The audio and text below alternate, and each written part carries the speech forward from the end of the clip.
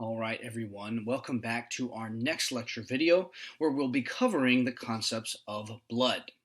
So we're first going to start this presentation by going over the different components and substituents that can be found within blood. We're going to talk a little bit about what blood is made of. And then the latter part of this presentation is going to elaborate on blood typing. We're going to discuss the different antigens and antibody arrangements that certain blood types will have and what the implications of those types are. I'm going to show you how you can take a sample of blood, determine what its type is, and from that information you'll be able to infer which types of blood can be infused into that patient. Blood is such a critical part of the body because it does so many things for homeostasis. We have red blood cells and we have white blood cells that are found existing inside the blood. The red blood cells are going to be extremely important for transporting oxygen and carbon dioxide throughout the body, as well as other nutrient and waste products to their destinations. While at the same time, the white blood cells are going to be serving the immune system. They're going to be patrolling the blood, making sure that there's nothing foreign and dangerous that's made its way into the body. But blood is much, much more than just red blood cells and white blood cells. So let's move forward and get an idea of what components we will find in the blood. So first and foremost, blood is considered a type of connective tissue, and hopefully you remember that connective tissue is made up of living cells and a non-living extracellular matrix. This is one of the two types of liquid connective tissue that we find in our body. So, therefore, we're going to have living cells such as the red blood cells and the white blood cells, but we're also going to have an extracellular matrix. This is a liquid extracellular matrix known as plasma.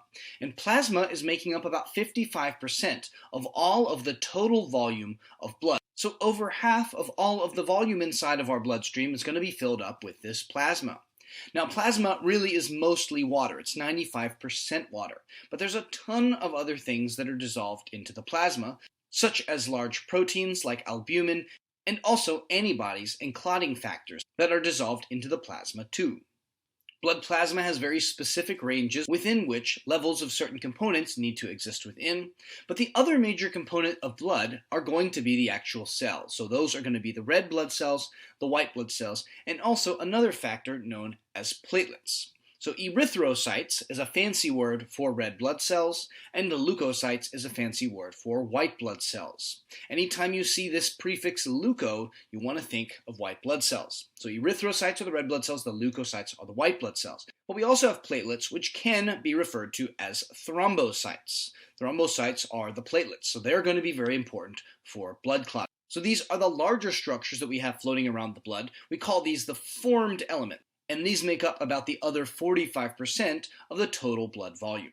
So blood, in essence, is made up of a liquid portion, the plasma, which is over half of all the blood's volume, and then all of the other available volume is going to be made up of these formed elements, the red blood cells, the white blood cells, and the platelets. So this is your basic view of what blood is truly made up of. You can see on this slide, we're actually looking at blood under the microscope, and you can see that there's a massive amount of things going on inside of the blood. These components that you'll see here that are the most numerous on this slide are known as the erythrocytes. Those are the red blood cells. And these very exciting members over here are going to be the white blood cells. So the white blood cells, it's a little counterintuitive, have these darker staining parts within them, and the red blood cells don't. But it's not based on how they stain under the microscope, which is how we name these. The red blood cells actually do have a reddish hue because of the pigment hemoglobin. And the white blood cells will actually look more whitish when they're separated out of the blood. So what you can see here is that the majority of the factors inside of the blood are the red blood cells. The red blood cells are the most common formed element in the entire bloodstream. We will have some white blood cells as well, and we're also going to have the platelets, which are these little dark specks that are found throughout the blood also. So the main focus of the first part of this presentation is to go over the characteristics of red blood cells, platelets, and all of the different types of white blood cells that we'll find circulating throughout the cardiovascular system. So first up are the red blood cells. Once again, these are also called erythrocytes, and their main role is to take oxygen using hemoglobin throughout the body. Hemoglobin is a very important protein that's going to bind very tightly to oxygen. 4 different molecules of oxygen can bind to any molecule of hemoglobin. So hemoglobin is the component that's actually responsible for transporting the oxygen. So the red blood cells are going to be filled up with hemoglobin, and they're going to take that oxygen throughout the body and deliver that oxygen out to the tissues. Now you can see here that there's lots and lots of hemoglobin found within our red blood cells, up to the point where we can carry over 1 billion oxygen molecules by each red blood cell. Also, interestingly about red blood cells is they have a very unique shape. You can see over here that these are the red blood cells, and some of these red blood cells sort of resemble a donut. You can see this one here is really resembling one of those. So what's going on here with this cell shape? Well, red blood cells have a very interesting shape known as the biconcave disc, which is essentially a disc with two impressed centers.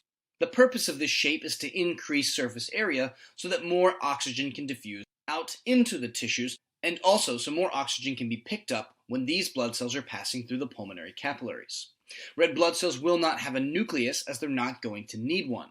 Their main component is hemoglobin, which is going to be responsible for transporting oxygen. Now, red blood cells are the most common formed element that we have in the entire bloodstream. You can see here that we will have between 4 and 6 million red blood cells per cubic millimeter. That is a lot of red blood cells, 4.6 million per cubic millimeter. So that's not a cubic centimeter, that's not a cubic liter, that's a cubic millimeter. And we have roughly between 5 and 6 liters of blood.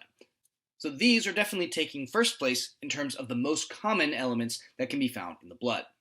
Now, additionally, red blood cells are going to have very important proteins, also known as antigens, that are hanging off the sides of their cell membranes. And those proteins are what are going to be responsible for giving rise to the blood types. We have several different blood types, and we're going to move into that concept towards the second half of this presentation. So put a pin in this concept for now. We're going to talk about blood types a little bit later. However, those proteins are what are going to be responsible for giving rise to the different blood types and determining whether or not you are A positive, B negative, AB positive, O negative, or whatever blood type it is that you are. So the red blood cells are the first formed element that we're going to see here inside of the bloodstream. Now, the second factor are the platelets, also known as the thrombocytes, and their major goal is to clot blood. They do this with the help of the soluble clotting proteins that can be found in the bloodstream, and they contribute to this process by packing very tightly at areas where the cardiovascular system has been damaged. The thrombocytes, or the platelets, are formed by a cell known as the megakaryocyte. The megakaryocyte is a very, very large cell with many, many cytoplasmic projections, and those projections are going to fragment off and form the platelets. These platelets are going to exist in concentrations between 150,000 to 400,000 platelets per cubic millimeter. So there's not nearly as many of these as there are red blood cells, but still, that's a lot of platelets, between 150,000 to 400,000 per cubic millimeter.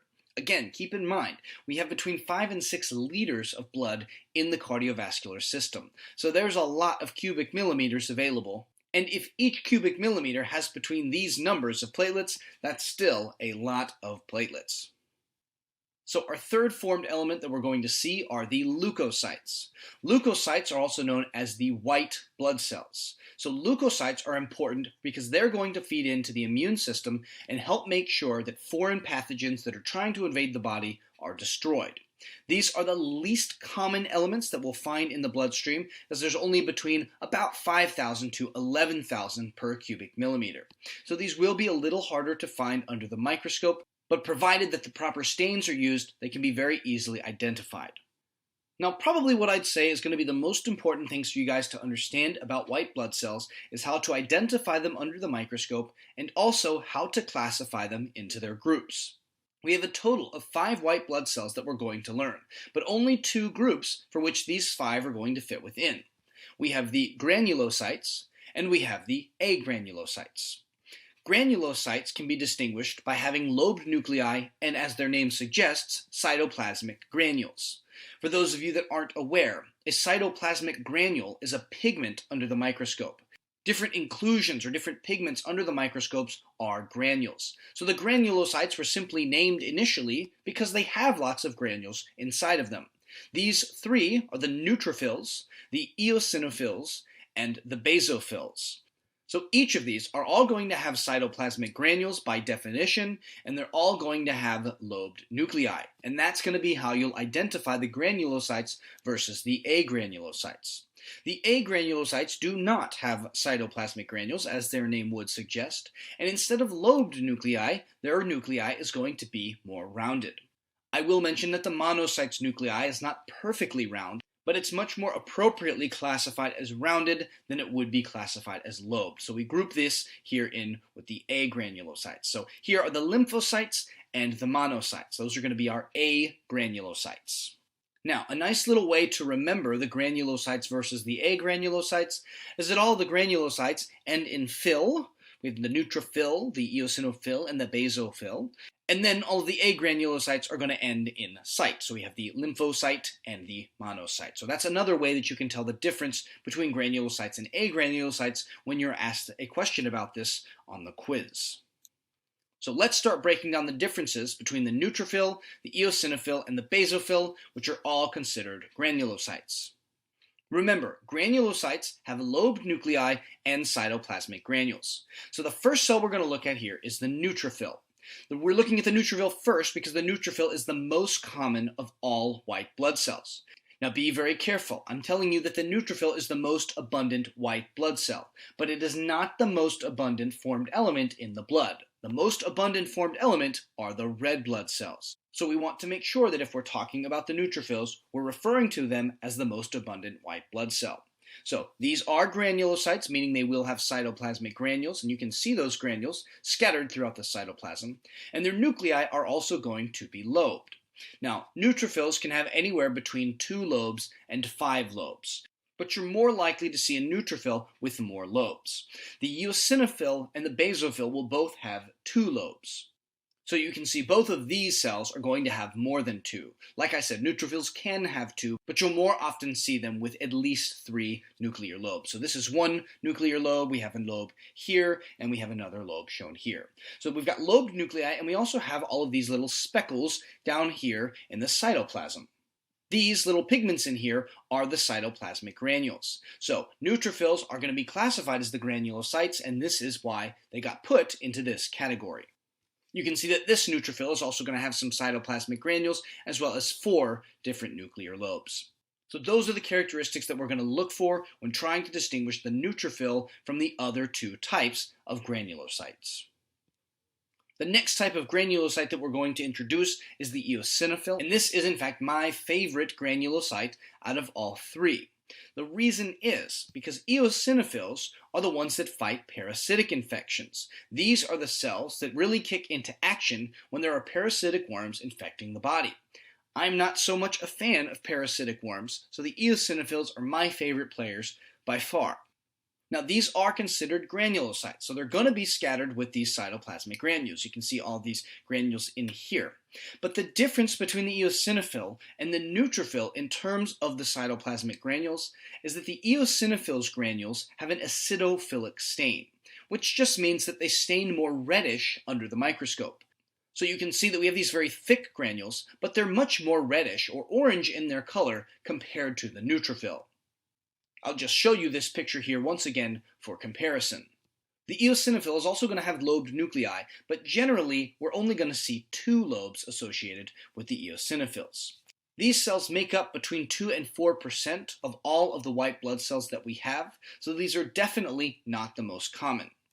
In comparison to the neutrophil, you can see the neutrophils are making up between 50 and 70% of all of the white blood cells. The eosinophils are significantly less common. So, comparatively, the eosinophils are also granulocytes, but aside from that classification, the neutrophils and the eosinophils are very, very different. Eosinophils are going to have acidophilic granules, which are going to be reddish or orange in their color. They're only going to have 2 nuclear lobes, and these ones are also very important for fighting parasitic infections, which again is why they're my favorite. The last type of granulocyte that we're going to see is the basophil. Now the basophil is the least common of all of the white blood cells in our entire body. The basophils make up between 0.5% and 1% of all of the white blood cells. The basophils get their name because of the very, very dark staining basophilic granules that can be found in their cytoplasm. So things that are basophilic will stain very dark or very violet under the microscope. Things that are acidophilic are going to stain more lightly. The basophils will often also have two different nuclear lobes, but it's very hard to get these mixed up with the eosinophils because these granules are generally very, very dark and covering up the nuclei as well. The basophils will be especially important in mediating our body's allergic reaction, and they're going to play a few other roles as well. But from these last three slides, you really need to focus on how to identify these different blood cells under the microscope. You need to be able to distinguish each of them from each other and be able to see a stain with all of them on there and pick out which ones are which. So, in review, we've got three granulocytes: the neutrophil, the eosinophil, and the basophil. They're all granulocytes, so they all have lobed nuclei, and they're all going to have cytoplasmic granules. But it's the color of the granules and the amount of lobes to the nuclei that are going to be important for us to look for. The neutrophils are going to have between 3 and 5 lobes, and they're going to have very pale lilac granules. Sometimes it's even difficult to see their granules under the microscope. The eosinophils and the basophils are both going to have 2 nuclear lobes, but it's the color of the granules that are important. Eosinophils' granules are going to be acidophilic and stain more lightly, and the granules of the basophils are going to be much more darkly staining. Okay, so our other group of white blood cells are the agranulocytes. As their name suggests, the agranulocytes, of course, don't have cytoplasmic granules. These are the lymphocytes and the monocytes.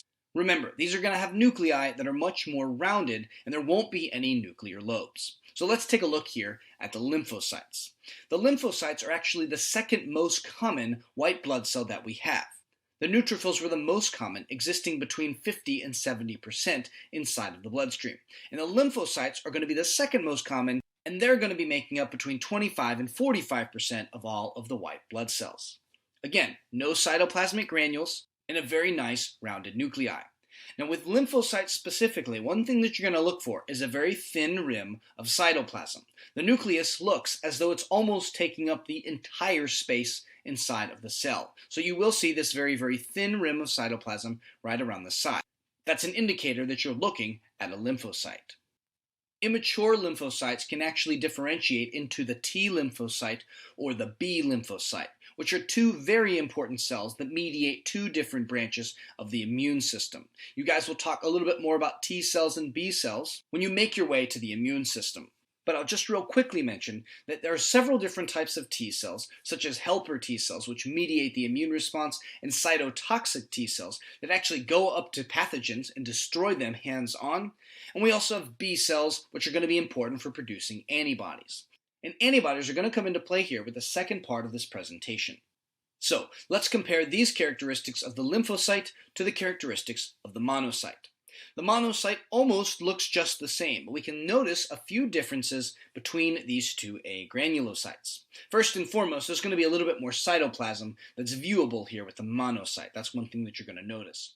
But the other thing that you'll notice is that the nucleus is not perfectly round. It's going to have this little indentation. And some monocytes will actually have a nucleus that looks more like a horseshoe shape of all things. So the monocyte is going to have this little indentation, which is what you want to look for to distinguish this cell from a lymphocyte. Naturally, they're agranulocytes, so they're not going to have any cytoplasmic granules at all, and you can describe their nuclei as sort of a kidney bean shape. Now, monocytes are actually going to be the third most common white blood cell that we have.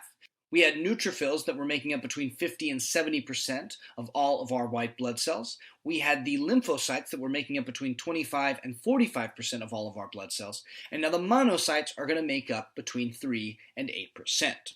The eosinophils will be the next most common, and then the basophils are going to be the least common.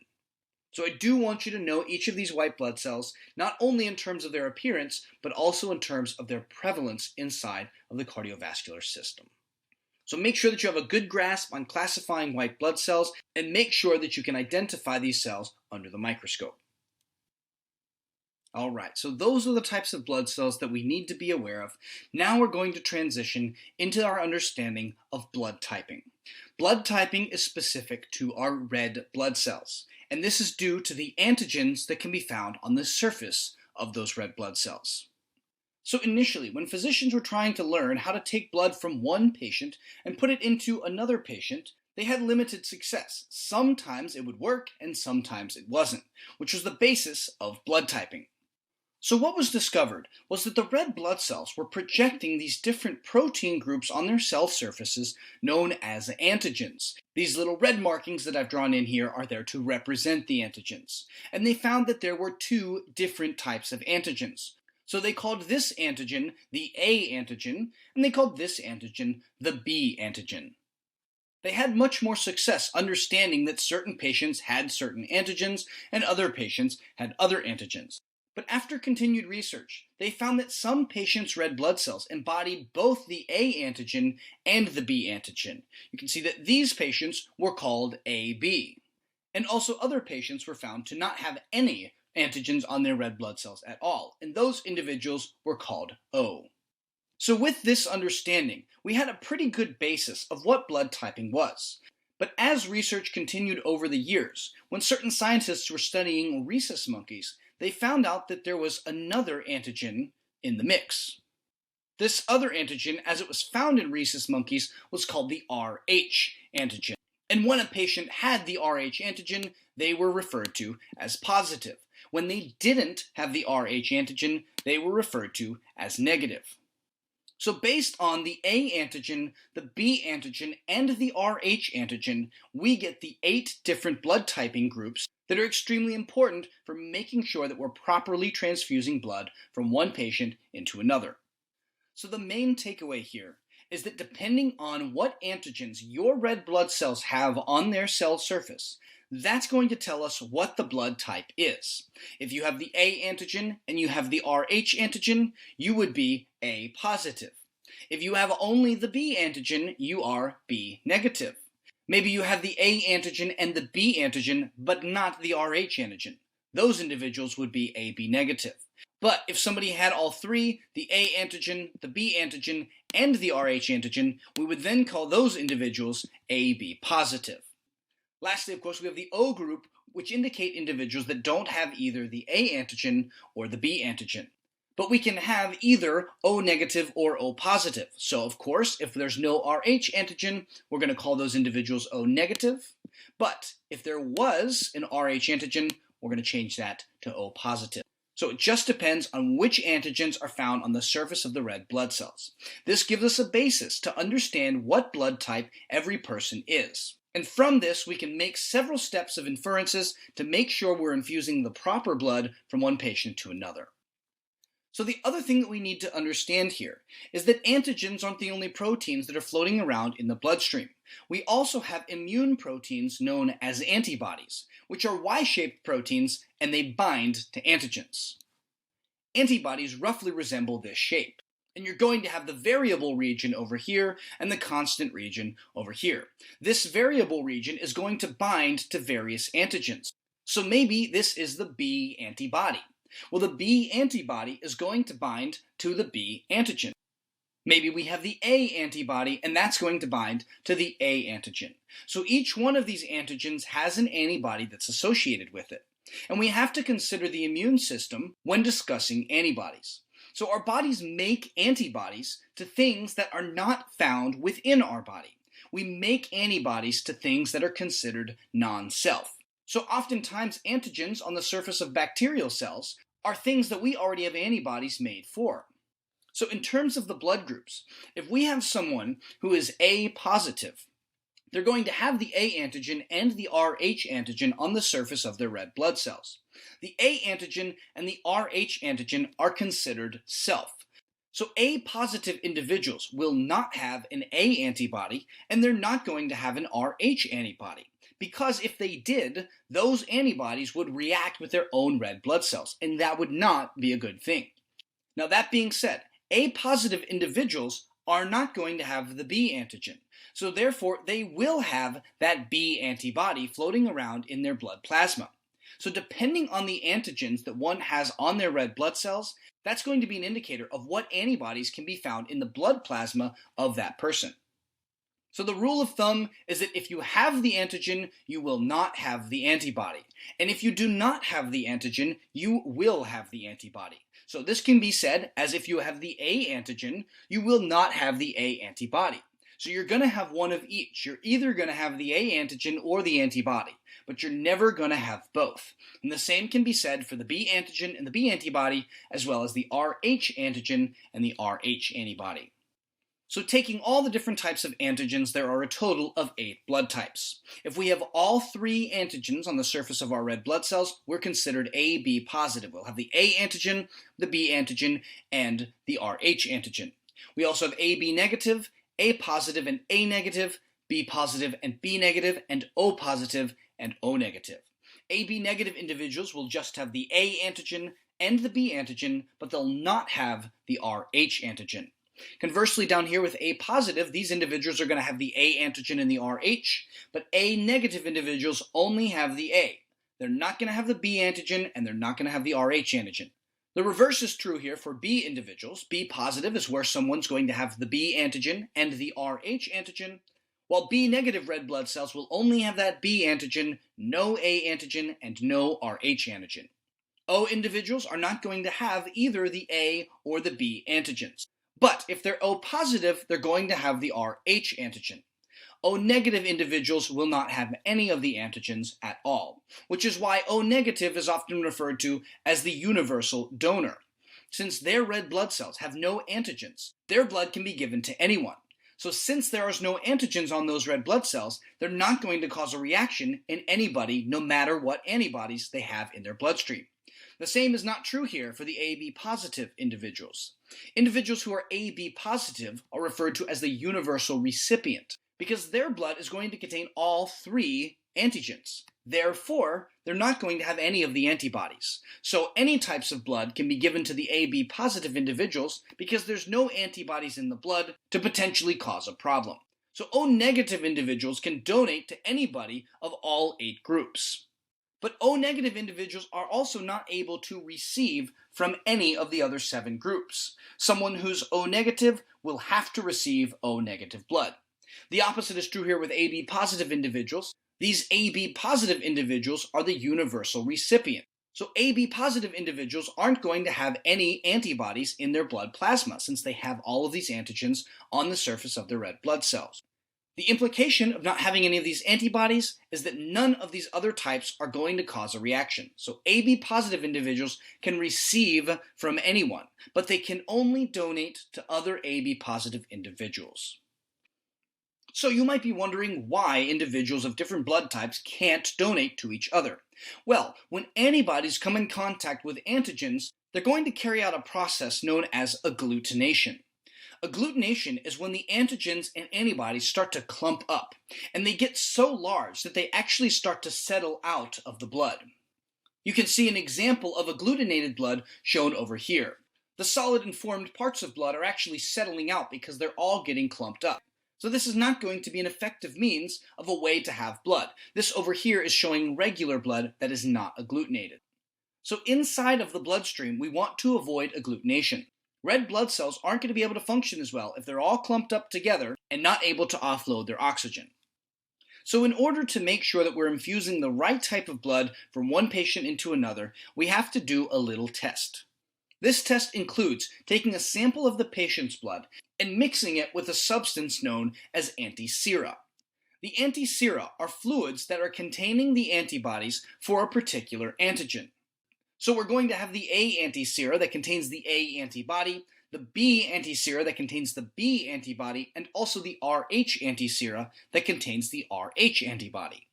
By taking an unknown patient's blood and mixing it with the antisera, we can actually determine what blood type that patient has. And from there, we can infer which antibodies are found within the blood, and once we know which antibodies are in the blood, we can then start to determine which blood types are sufficient for transfusion into that patient. So by mixing the antisera with a blood sample, you're going to be looking for agglutination.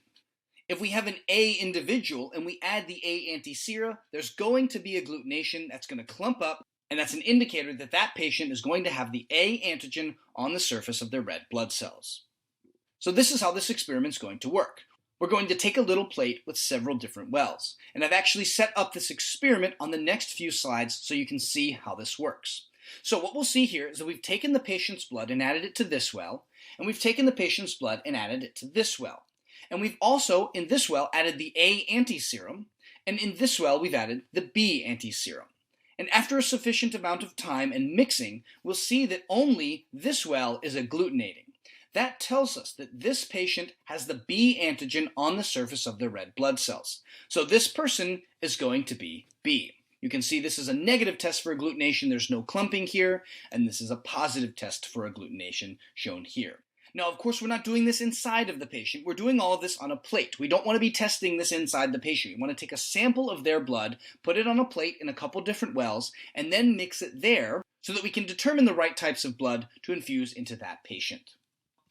So this is what the plate is going to look like. You have 3 different wells, one that's labeled A, one that's labeled B, and one that's labeled RH. And you're going to start by taking a sample of the patient's blood and putting a few drops in each well. So a few drops of the patient's blood here in the A well, in the B well, and the RH well. There's no difference in the blood in any of these. We're just using this plate to get a feel for what antigens are on the surface of this patient's red blood cells. We're then going to proceed to add the antiserum. You can see the A antiserum is color-coded in blue, so we've added the A antiserum to the A well. We've got the B antiserum shown in purple, so that's going to be placed here in the B well, and we have the RH antiserum shown in green, so we're going to put that in the RH well. So each of these individual wells now has a sample of the patient's blood and the antiserum that corresponds with the letter of each well. What's then going to take place is these are going to be mixed up, and what we're going to be looking for is agglutination. So after a minute or so, we should start to see agglutination taking place if it's going to happen. You can see over here that we mixed in B antibodies with this blood sample. And here we mixed in RH antibodies with this blood sample, but there's no agglutination. We know for a fact we added the antibodies, so there are B antibodies in this well and RH antibodies in this well. So since there's no agglutination, we can determine that this blood does not have the B antigen and it does not have the RH antigen. Up here you can see that there's an indication of agglutination in the A well. Well, we know for a fact we added those A antibodies, so we're looking for agglutination to tell us that there were already A antigens on the surface of these red blood cells. So let's explain this once more using what I like to call the antigen-antibody chart. We're first going to determine what antigens are on the surface of these red blood cells, and from there we're then going to be able to make the inference about what antibodies are floating around in that blood plasma. So first and foremost, we have agglutination in the A well. Because we know for a fact we added A antibodies, that means that those antibodies had to have reacted with the A antigen.